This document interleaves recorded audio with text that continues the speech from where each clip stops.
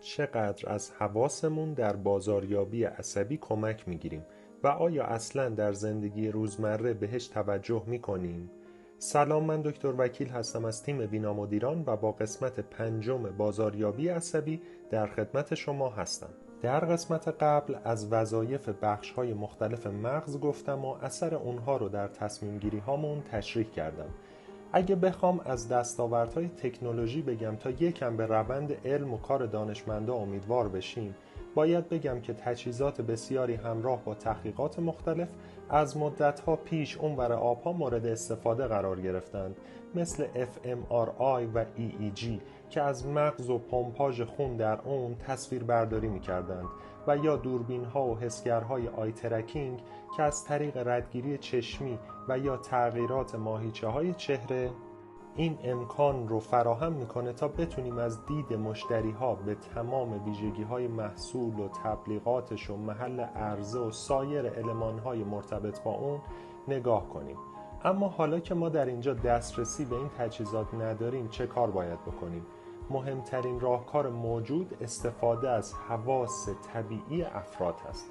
همونطوری که شاید شنیده باشید، اسم دیگه بازاریابی عصبی بازاریابی حسی هستش که محرک‌های حسی از طریق حواس پنجگانه بویایی، بینایی، چشایی، شنوایی و لامسه رو مورد مطالعه و ارزیابی قرار میده. اول آماری از سهم هر کدوم از این حواس در انتقال اطلاعات به مغز بگم. اینکه تحقیقات علمی نشون میده که قدیمی‌ها راست میگفتند که عقل طرف به چشمشه، چون 87% از 100% اطلاعاتی که به مغز میرسه توسط حس بینایی و چشم ماست. حتما شاید بپرسید چطور؟ اجازه بدید تا با یک مثال این مطلب رو عرض بکنم. مثلا وقتی با یک کفش روبرو میشیم از طریق حس بینایی متوجه میشیم این کفش برای چه جنسیتی هستش، سن صاحبش کودک، نوجوان، جوان، سالمند، کاربرد استفادهش روزمره است، مجلسی، ورزشی، طبیه، حتی زمان استفادهش برای چه فصلیه، درآمد صاحب کفش و طبقه اجتماعی ایشونو هم تا حدودی روشن میکنه، سلیقه رنگی و روانشناسی صاحبش رو متوجه میشیم، نوع انضباط شخص در نگهداری از اون کفش رو تخمین میزنیم و شاید خیلی چیزهای دیگه. یک پژوهشی رو من بهش رسیدم که نتایجش نشون میداد کفش اساتید و آموزگاران در نگاه اول برای دانشجوهای خانم بیانگر نظم استاد هست و ارتباط معناداری بین گفتار با رفتار استاد رو شکل میده. پس به راحتی میتونم بگم که هر آن چیزی که مخاطب و مشتری ما از دیدن اون حس خوب و یا بدی بگیره خیلی روی کسب و کار ما مؤثره.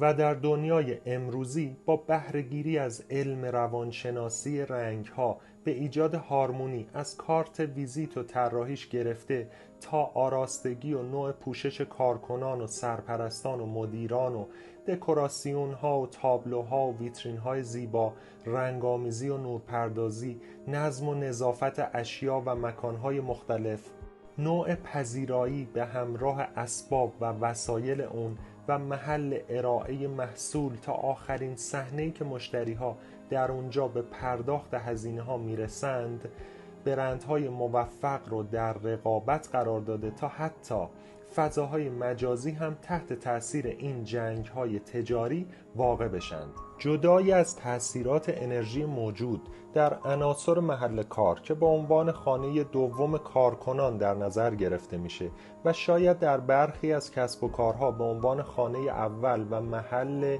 کار و زندگی کارکنان محسوب بشه و بیشتر زمان صرف شده در اوقات شبانه روز رو در تعامل با اون میگذرونند، باید این نکته رو عرض بکنم که یک کلیت زیبا از در کنار هم قرار گرفتن تک تک اجزای زیبا در کنار هم خلق میشه.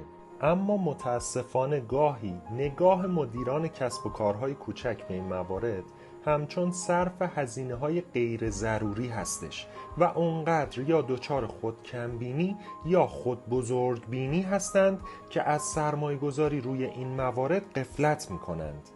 طراحی لباس کارکنان و دکوراسیون و تابلو و ویترین جذاب و نحوه ارائه یا بسته‌بندی خلاقانه محصول و جذب و استخدام کارکنان حرفه‌ای و تبلیغات مؤثر و صدها ترفند بازاریابی و مشتری مداری رو گذاشتن وقتی کارشون گرفت و پولدار شدن تازه انجام بدن و همینجور با یک پا قدم برمیدارن تا شاید فرجی بشه. حتی ازشون کارت ویزیت کسب و کارشون رو بخوای نمیگن چاپ نکردیم، میگن تازه تموم شده. و اینجا همون تفاوت بارز کسب و کارهای ناموفق با موفق هاست که میخوان اول کسب بکنن و سپس به دنبال کار باشند. کلام آخر این که کسب و کارتون رو از چشم مشتریا و مخاطبانتون ببینید و شما شروع بازی رو به دست بگیرید و به جای پیرو پیشرو باشید. طبق معمول سپاسگزارم از همراهیتون و با ادامه مطلب در قسمت بعدی در خدمت شما هستم.